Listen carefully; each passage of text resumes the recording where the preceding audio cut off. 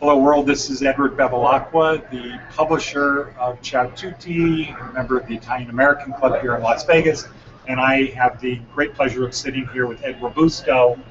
Let's see, is it still morning time? I think so. Kind of, sure. Yeah, okay, we'll say it's morning time still. We had some technical difficulties, but Ed, thank you for coming down. Absolutely, my pleasure. And you're one of the few, but growing number of people who's seen this before the interview. So Absolutely, I did my research. Absolutely, and that's we're live, and that's what you do. If I fall on the ground or something, that's the way it is. Yeah, so we'll have it on video. It'll be on YouTube. Awesome. So something more for my kids to learn. Yeah, and so as we usually do, what are your Italian roots? Italian roots. My grandfather Rocco Robusto and grandmother Leonarda Vetra come from southern Italy. Apulia region, but Foggia was the city. My grandfather, I can actually trace him from the Adriatic on Foggia, which is on the Adriatic, going to Naples, getting on legitimately to California, coming across to Ellis Island. Okay. He was here for 2 years, then went back and got her, so he established himself. Okay, so when he went to Ellis Island, where did he then go? He's in New York City. Okay. What part? Do you know? I don't. That's surprising to me because you know everything. I don't. That's the one little detail. I have connected with as many people from that, and lots of them have passed, but I've connected from as... Some haven't? Some haven't, and we're trying to legitimately create our own family tree. Got it. And so we communicate by email. Okay. So you fill in, I know this person or I know that person. Right. So they were in New York. He was a brick mason. And then went home back to Italy, got Lena, and brought her and my Aunt Mary and my Uncle Rebello back with them, who were infants at the time, in 1907-ish. Okay, sure. And then established a family. They And had that was still in New York? New York City. Okay. My father, Anthony Rocco, was born, he was the youngest of 12 born. I don't know how many exactly lived. Okay. My sister seems to think there was 9 that Okay. lived. Again, I'm surprised because you have so many. Yeah, I'm details. trying to, because it's important to me. Yeah. It's Italian history. It's my history. Yeah. Last night, Larry Rufo talking at the IAC, family. Yeah, the meal lasted 40 minutes. The other 4 hours was Talking about. in my grandmother and grandfather's home. There was no English, so I'm like, because I don't speak Italian Sure. other than the cuss words. Yeah. So there's not. So you sit there and you watch the facial expressions and you watch the interactions and all of those things. But family, and so wanting to make those connections is important to me. Yeah. And it's important to me for my children. Sure. I'm going to drag my son next week to the OSIA. Okay. I want those things. I want those things for them. Good. And so well, maybe you haven't heard on some of these, but do you know Tony Sacca? I do. Okay. So Tony Sacca told me, first there were Italians, then there's Italian Americans. Right. Now there are American Italians. And if we don't do something, they're just going to be Americans. The way I look at it is people who aren't Italian really want to be Italian really bad. Well, my grandmother always said there's 2 types of people, Italians and those who wish they were. Absolutely. And they're all, my wife is not, and she really wants to be really bad, and I joke with her, I'm like, I don't know if we're going to let you know that or not. There are things you do, things you don't do that. So she didn't go last. She didn't. She's actually in Seattle. Oh, that's right. You mentioned it. Yeah, she's in Seattle. Okay. So, let's see. Your father grew up. Did he grow up in New York City? He grew up in New York City. In fact, met my mom in Times Square. They both worked at a bank. Okay. Now, when people say, I'm from California, so I don't know East Coast geography, but people say Brooklyn, they say the Bronx. I would tend to think my grandmother and grandfather lived in the Bronx. Okay, so you grew up in California. I too. did. So you California, probably have a suburbanite. similar view of New York City. It's just Yeah. it's New York City. It is until you can look at it from a map, but until you're actually on the ground and walking around those places. My mom, God bless her soul, they're both passed now. But she made a point. We had to go back and find all the different landmarks and all the different places. My mom actually lived on Long Island and would take the Long Island train to work every day. Oh, My dad lived in, I'm going to say, the Bronx, and would go downtown. He thought it would be funny to pour a vase of water over her head at the bank to meet her. She thought he was crazy. They ended up going out, ended up getting married, and then they moved to California. okay. And once they moved to California, And what part? Southern California. Southern California, they originally settled in Echo Park, and then moved Which to is where? more Freeways. 510. It's more of a kind of almost a suburb of Los Angeles, Okay. kind of borderline. It was a nice bedroom community back then. Then they moved to the Simi Valley, Okay. and then they ended up in West Covina, which is the San Gabriel Valley. Okay. And then Grandma and Grandpa, at that point in time, they're a little older. They moved to Echo Park, Okay. and Grandma, I can remember the house. It was on a hill. Your grandfather's retired. Oh yeah, he's retired. They actually own a little store, Okay. a little grocer. Okay. But I can remember the hill and walking up the hill and the garden that she had on the hillside outside her back. There were the tomatoes, the fresh. She had fig trees. She had all of that stuff. My uncle Rebello built her an oven in the outside where she made her own bread. Absolutely. So the smells in the house, Sure. and the Sundays, and the constant conversation. And I can remember at one point in time, my mom, who was not Italian, she was German. They were the Axis powers. So wait, you're German engineering and Italian design? Yeah. That's what I am too. Yeah, she was So she we're was the saying non. maybe two Eds are better than one. Absolutely, Right? she was the non-Italian, and no one. She was not accepted until she went to my grandmother and said, "How do I cook for your son?" Okay. And at that point in time, she was embraced, and they taught her Italian. They taught her how to speak it. They taught her how to cook. Now, what are some of the things your grandmother was good at making? She had a very, very good sauce. Okay. On the East Coast, it's called gravy, but it's a You're very, stealing very. my thing. At the end, I always say sauce or gravy. It was a good sauce. It was a nice meat sauce. Lots of vegetables. So your meals- mother learned to make that Oh, well, yeah. but your Some- grandmother, Some breaded zucchini, a nice was it thick veal. sauce or not thick? It was a thicker sauce. Okay. My mom's wasn't, Yeah.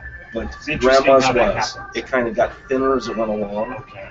So now, what about, did she make gnocchi or polenta? She did. She made all those things. She would make. I can remember the pile of flour with the egg in the middle of it, and her mixing it with a fork and doing those things, and then the rolling of the gnocchi and all of those things that you think you forget at age 52, and you go, no, not really. Right. Those are important things. Those are imprint. traditional, cultural things and the smells. Yeah. The Sunday smells, and then you miss those things. Now, let's just jump ahead to where do you like to go eat Italian food here? Italian food, Other than the club, well, because I already know that. that food is amazing. My wife raves about the fish. I'm not a fish guy, and I had the fish last night. And I'm like, you gotta eat the fish. The fish is amazing. Did you have the potatoes and onions? I did. That was interesting. It was. And I have to say, when I first looked at it from a distance, I thought it was sausage and peppers. I did too. And then I got That's what I close, thought. and then I'm like, oh my God, it was delicious. Okay, And I didn't know that until one of the waiters said that that's potatoes. I'm like, So look, it's sausage and peppers. Oh my gosh, this will be awesome. And not so much. Yeah. The meatball definitely it was definitely a combination of veal, pork, and beef. It's not, which is the way I make it. Have you been it. to Trattoria Reggiano? I have not yet. Okay. There's one right by my house, and I'm absolutely new going. one. One of their specialties is their meatballs. Really? And so, but they use filet as the beef. Right. And they have So they're using high end. very good. It's probably And delicious. they have great sauce too. In town, I've been to most of them. I hang out legitimately because I go there a lot for business, and I'll do stuff there. It's not what I would consider a traditional Italian restaurant, but Sinatra at Encore, just because Chef Teo is amazing and they treat me really nice. And but the food, I like his spaghetti. The sauce is good. It reminds me of my mom's. Okay. And I tell him that all the time. It reminds me of my Have you my been mom's. to Nora's? I have not. Okay, so Nora's it's one of the oldest. It's about 28 years old here in Vegas. And the parents are right from Italy. They started the restaurant. It's on Flamingo up near, I'm going to say Jones, but I'm not sure if it's that far. but it's in this little strip mall. I think there's an Arby's in lines out the door. I bet. Yeah. So I bet. How about for Arby's? Ferraro's been there. It's delicious. Absolutely. Been to Piero's. Okay, sure. You know, all the old places. I wish the Venetian was still here. As the picture was at the Italian American Club, I was like, I remember the Venetian when they used to come back in. Oh, really? Oh my God. Okay. Absolutely. Now, well, let's talk about that. So, how old were you the first time you came to Las Vegas? 14 years old. 14. My mom and dad, for whatever reason, my dad's place was the Hacienda on the end of the strip. And at age 14, you know, I'd come. I'd get my own room. Drove. Yeah, my mom and dad, I'd sit in the back seat on the weekend. Okay. They'd take me after school because two brothers were in college or Okay. my sister was doing things. So I'd come. And they just came out for recreation? Yeah, they'd come out and gamble a little bit and see shows. Okay. I'd get my own room. So the first time you came out, you First, I have not to a say- great drive.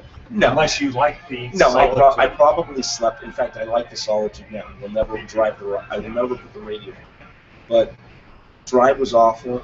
It was probably too hot for me. Sure. But I'd stay Stay in my in room. Baker. Yeah, I loved Baker. Oh, Baker was awesome. There was a Bob's Big Wing. Yeah, that's true. But I'd stay in the room, other than when we'd go to eat, the buffet or Uh-huh. the charcoal room at the old Hacienda, which is a great steakhouse. It was probably, I want to say 12 tables. And I can remember going with my mom and dad, and they had French onion soup with the cheese on top, and it was amazing. And I can remember going back when I turned 21, 22, wouldn't stay there, but I'd go, and the maitre d' would remember me. And if you were dressed nice, you got treated better. It was an old school. I can imagine it was Frank Rosenthal's place because he ran the place. It was his. They had booths. They had a couple tables. It was an open kitchen. You could see everything. Amazing food. Okay. My mom would let me hit a slot machine every once in a while at age 14. I'd have to run up, hit it, and run away. And then she'd split it with me if she won. I got to see Frank Sinatra at Caesar's Palace. How was that? Amazing. We had a booth in the back. Have you seen the show here? I have. What do you think? I like it. Yeah. Absolutely. I saw Frank Sinatra at Caesar's Palace when I was 14, 15. And then Was I he saw older than Bob Anderson? that show's amazing. Yeah. At age when I was 14, Like, I don't in your think he mind, was. Did you picture that he Oh, looked older than Bob Anderson? I sat in the front row at Bob's show, and there were On the certain chairs? absolutely, Okay. and there With were the certain champagne? yeah, it was nice. It was nice little round little tables like you were in a speakeasy. And Wait, are you the guy that went up on stage and I had a picture wish. taken? Oh my God, I wish. I've gone 3 times. And one time a guy kind of looked like you. I wish. There were angles, and I was nudging my wife. I looked at her and said, "There are angles. It's Frank Sinatra." Just the way in which he looked, the angle of his head. Excuse me. I can remember that because even sitting in the back in a booth at Caesar's, it was an event. And then I remember seeing him at the Desert Inn at the end of his career, Okay. and his son was directing the orchestra at that point in time to make sure that the lyrics and the Sure. music all matched to Dad's capabilities Wow. at the Desert Inn. So you were closer, and that show stands out in my mind because it's still Frank Sinatra. Yeah. Even if he was having a bad night, I guarantee you, it Yeah. was a great night. Okay. And so you probably didn't know we interviewed Bob Anderson. I do. I You didn't see didn't it see online, that one. but I do remember from the magazine. Okay. Absolutely. Yeah. I think it's an amazing show. It's what's missed. It's part of to me there are headliners in this city still, but there aren't as many as I'd like to see. Yeah. I'd like to see some of those, the Michael Bublés and the Harry Connick Jr.'s who are in that genre to me, Sure. here all the time. Yeah. I get to see Yeah. Frank Sinatra Jr. at the Smith Center in June, I think. Yeah. I think we're going to be doing something too. Amazing. We're going to try to get an interview. Amazing. That'll be amazing. My understanding, he's top 5 in the nation as a conductor. Oh, I did not know that. Yeah, But I'm not surprised I that had you do. I had read that because I make Sinatra a feel. I don't know. I follow it. The history of him. He's Las Vegas. He's one of the Italians that helped to build this. So yesterday I had an interview with Guido Deiro. Okay. D-E-I-R-O. Okay. But it's 2 syllables. Deiro. Deiro, yeah. And he grew up here. He's in his early 80s, maybe late 70s. He looks good. Looks really good. Blue-eyed Italian. He's a count, but he grew up. He's here. a count? Yeah, he's an actual count. Wow. He was from This is kind of exciting. King Charles II. Holy cow! Yeah. Really? And he has all of his history going back. Right. But he grew up here, and his stepfather was a Jewish gambler guy. So he has a lot of stories about Ben Siegel. Oh yeah. And Guido was a dealer, and so he has a lot of stories of Frank Sinatra, Oh, it's Dean amazing. I Martin, bet. Ben Siegel, and just all of the guys. That's part of the history. We're right next to the Law Museum. Is that I go to all the speaker series. Oh, you do? So I had an opportunity to listen to Sandra Lansky talk. Did you see the interview her? I did, Yeah. and then I saw the one with Ben Siegel's daughter recently. Oh, She was at the lobbies, and she was amazing. really? She left the room when they were talking about his murder, but there was a lot of. It's just nice. I mean, Yeah. they're doing one on Mo Dielitz's daughter Okay. soon as well. The Huh. MMA. I see. Interesting. But the history, the history of Las Vegas. There's character to it. There's great history. And one of the great things about the great history is there's people still alive. Oh my gosh, that have who were part of lived it. As opposed Absolutely. to New York, That aren't. nobody's. Been They've around. all left. Yeah. Or they've Or died. they're dead. Most of them, I Absolutely. think, are dead. Absolutely. I mean, the people here. I mean, last night with Larry Rubio, the stories he was telling me Yeah. with Mr. Sinatra, Yeah. and those types of things. You He don't was tell on the docks with Steve Wynn at the old Frontier, unloading stuff and helping to build the property, Yeah. build this community. Yeah. I mean, Yeah.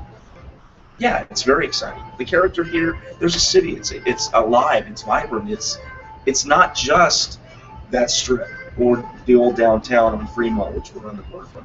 It is the community, the outlying community, the character, the heart and soul.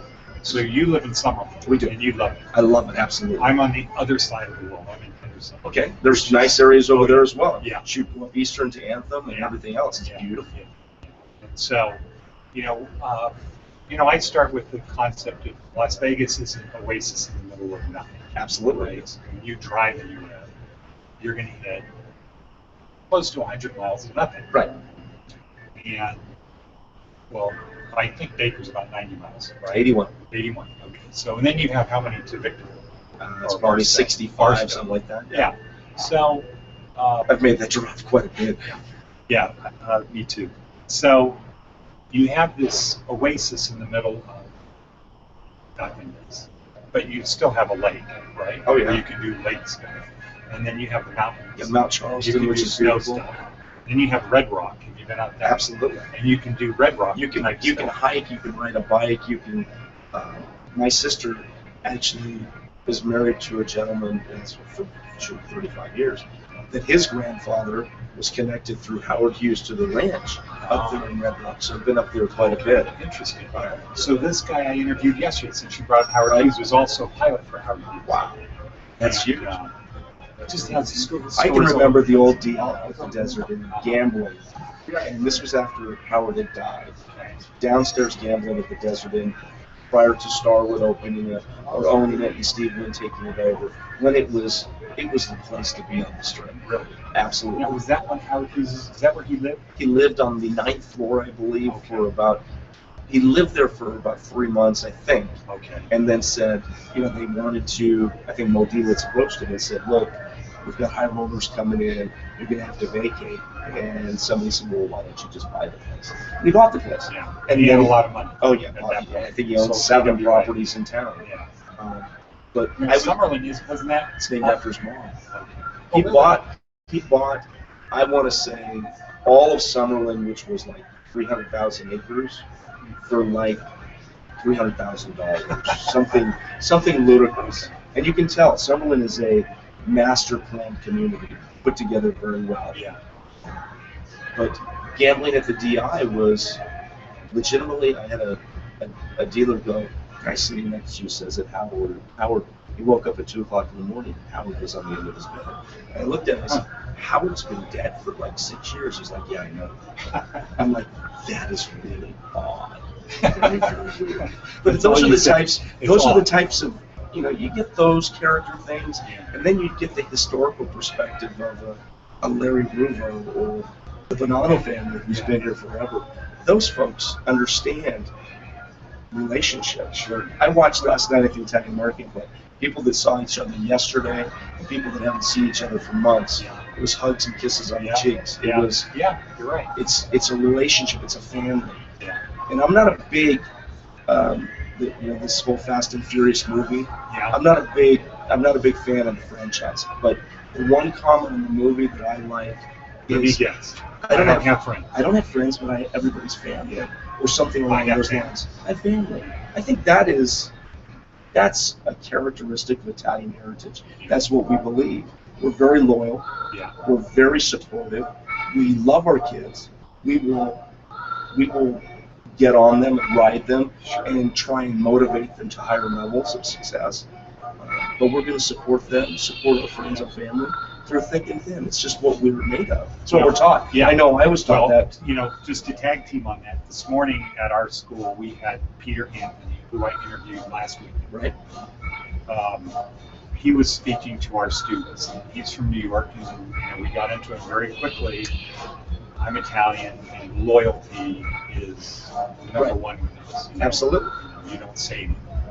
And then you can take loyalty to the negative extreme. But loyalty is good. I think it's very interesting that that there are all sorts of management principles that are developed out of the storyline behind The Godfather 1, 2, and 3. There's like 25 management principles that have been put into books in terms of how to succeed in your business. Absolutely, and things that you can apply to everyday life or business life that are based on a negative connotation, but at the same time positive in terms of relationships. It's about relationships. Sure. It's about understanding the people you're dealing with, knowing in business with us, with what we do, it's about knowing what our customers' needs are. It's about fulfilling those needs. I mean, we're based on, Larry Ruvo talks about it in Southern Wine and Spirits. I'm sure the Bonanno family. Steve Wynn, who's not Italian, but that's okay. I mean, talk about total customer satisfaction. It's about... Okay, let's talk about that. So, when you say fulfilling needs, what does that mean to you? In a business sense, it's making sure, I go by the old adage, the customer's always right, and making sure that they're satisfied. I know that remember the Breck commercial back in the day? I tell two friends, and you tell two friends, and from a negative standpoint, and that's what Yelp is based on, and all of those review sites are that the positive thing gets forgotten. Yeah. That negative thing could be 9 out of 10. You're great, but that one person, it's going to have a life of its own. It's like the footprint on the internet. It's going to be there forever. So we ensure that, number one, the best prices, total customer satisfaction. When you get off the phone with one of our people, you're going to be satisfied. You're going to have done what you have done. So let me tag team on that, because I asked this question to somebody else in the interview, and it was like, well, why is it that it seems to be a disproportionate amount of Italian people do things like, let's say, design cars. Okay, they're at the extreme, right? Ferrari, Maserati, Lamborghini. When they design clothing, they're at the extreme end of the bell curve, right? Whether it's men's clothing, shoes, ties, dresses, suits, whatever it is. Creative. When it's on food, we are on the extreme. Right. You can just go on to a lot of things. And he said, well, I think what Italians do is they exceed expectations. Every day. Okay, and so I think for Italians, meeting expectations is exceeding expectations. That's how you make people satisfied, is you exceed their expectations. And that's part of our mantra of our business model, is exceeding expectations every single day. There are those, to me, there's customer service, and there's customer satisfaction. Customer service is what the other guys do. Customer satisfaction is what we do, and I will say it's what Italians do. It's how we get things done. It's how we rise above the top. It's the cream at the top. Is that,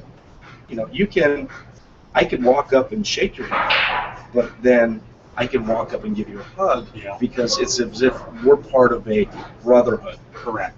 We're Italian. We're Italian. It's just the way it is. I kiss my son on the cheek. Oh.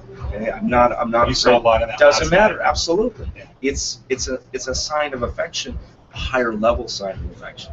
It's not just So a your hug. German side didn't come out on that. You know, the German side was very quiet. It was kept to themselves. They were very engineering in terms of they didn't communicate a lot. It just offended a bunch of engineers. So for me, the hugging thing is I'm more German on that. Right.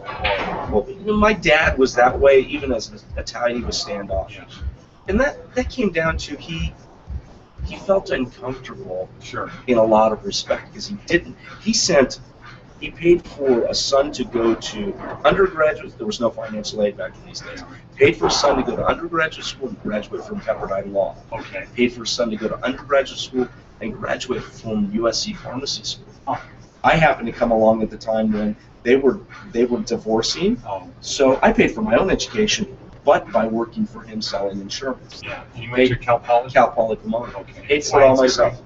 I have a behavioral science psychology degree. Okay. And then you have 15 other degrees. I do. I have 3 master's degrees. At one point in time, But that's not you know what? It was education's a big deal to me. growing up. It was an expectation in our household from dad, from mom, because he didn't have an education. Oh. He didn't graduate high school. So he wanted you to be better. It was no, are you going to go to Better school? educated. Absolutely. It wasn't if or not. It was the expectation was you were going to college, you were going to get a degree, because even if you didn't use that degree for your job, for your career, it was you were going to be the smartest guy in the room. You were going to be more knowledgeable. And even today, I mean, a degree is what you get out of it. Yeah. I mean, I know guys that have gone to Harvard and Pomona College and some of the higher end schools in the United States, and that state school education Yeah. is much better. It depends on what you put into that's it. true. Yeah, Um, absolutely. So, let's see. What else? What else? 3 kids. What's important? My kids, my family, Yeah. legacy, Education. education, Your kids legacy, future. This community is important in a big way. And you've joined all of the Italian groups Absolutely. Italian American Club, the Augusta Society, the Order of Sons of Italian here. And American. when did you join the club? Off the 2 of them, Augustus and the Italian American Club, probably September, October last year. Okay. Oh. Did you have any trouble getting your card? I didn't, although the new card that was sent to me was my last name was spelled wrong, so I sent it back. Oh, I said, you know what? I sent a note. I said, could you please adjust my That's last name? why I was thinking, please, come on. It was the one. I'm like, really? Yeah, it was. Really? There's a lot of vowels in it, but it's not that many. So I sent it back I with a saw nice that. note, and I'm like, I saw could you that. just reissue me another You know, one? we should have It's brought not it really last not a big deal. time. No, but it's. But I'm Italian. Yeah. Okay, and Italian people care about their name. absolutely I do. Are you going to spell it right? I mean, that's why my brother Tony, who lives in California, Anthony Rocco, named after Grandpa, is an attorney, and there are different times in his life where he will call himself Robusto, or he becomes very ethnic and he calls himself Robusto. Okay. Now, what do you do? Robusto. Robusto, Yeah. I think is the accurate. You know, Ed. So when you're talking to him, do you say, well, who are you today? Yeah, absolutely, I do that. Absolutely. What personality are you today?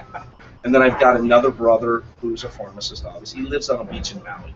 Oh, It's been his lifelong goal. okay. He's been surfing since he was 16. I see. And Huntington Beach is. Huntington Beach, absolutely. And that's he was doing it. He'd go before high school, before school, Yeah. go surf, and then come home and go to class. I moved here from San Diego, and it's amazing how many people are out there Oh, before every work. day.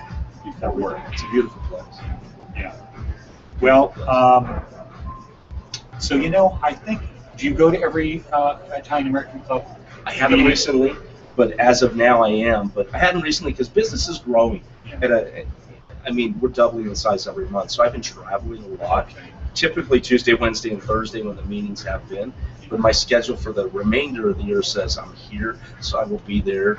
Like I said, the next 3 weeks, I was there last night. Next Wednesday is Sons of Italian Americans, and the following week is the Augustus. So I'm going to get fatter than I already am by eating the good food there. Now, what did you think when the guy stood up last night and donated $10,000 to the brain thing? I must have been in the bathroom when that happened. You didn't? I didn't see that. I must have been in the bathroom when that happened. You know, when I walk around with the microphone talking to people, I said, any other new members? Frank Padone, one of our members, very generous guy, who does a matching thing. Right. So he said, okay, well, like I did with the scholarship, I'll match $1,000 with anyone else. Right.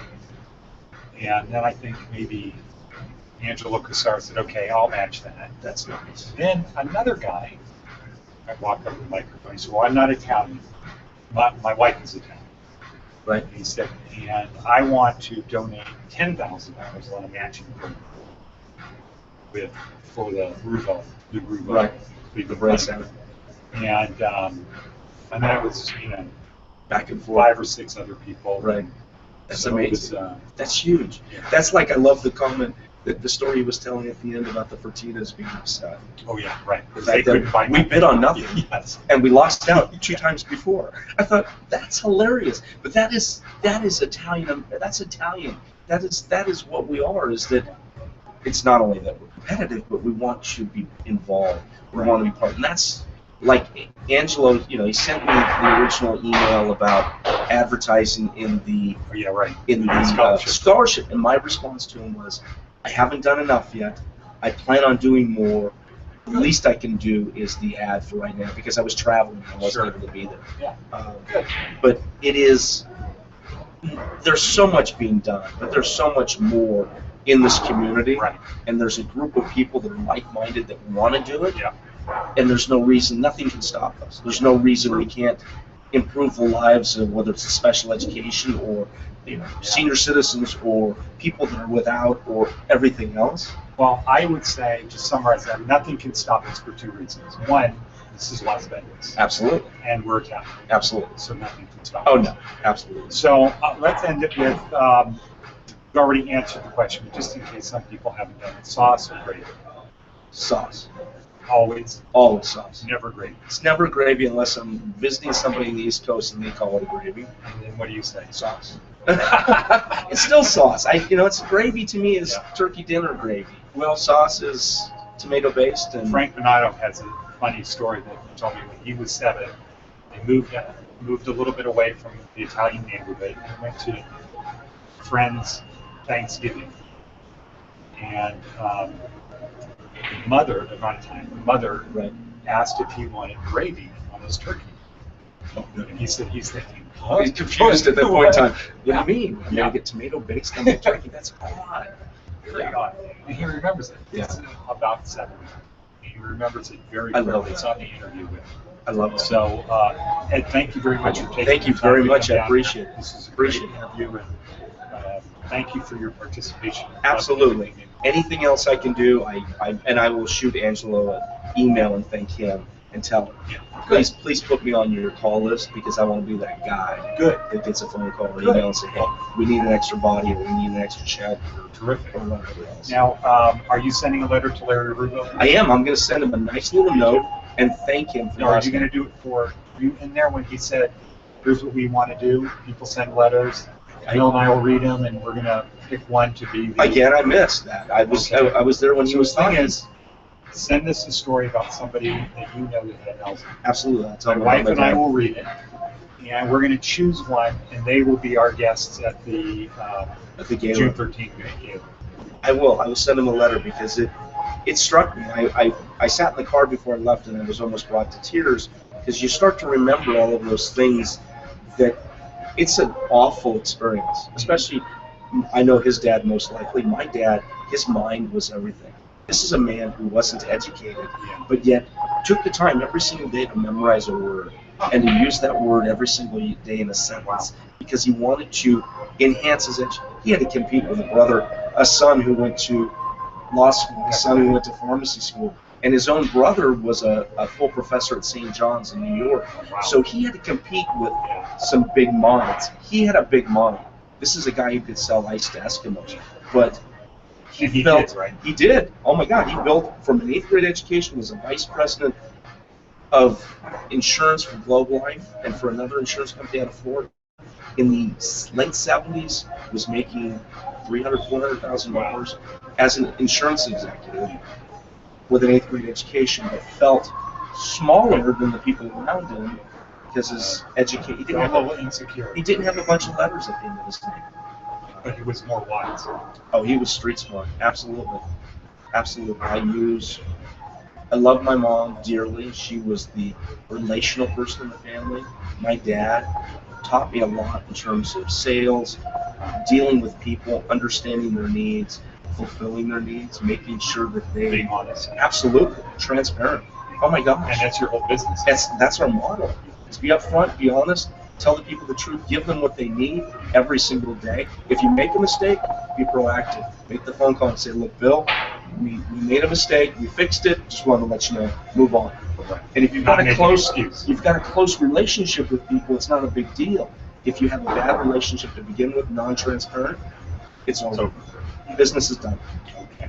So, Well, thank you very much. I appreciate this. Well, and I will. I'm going to send Larry a note and tell him about my dad. okay. I think that's great.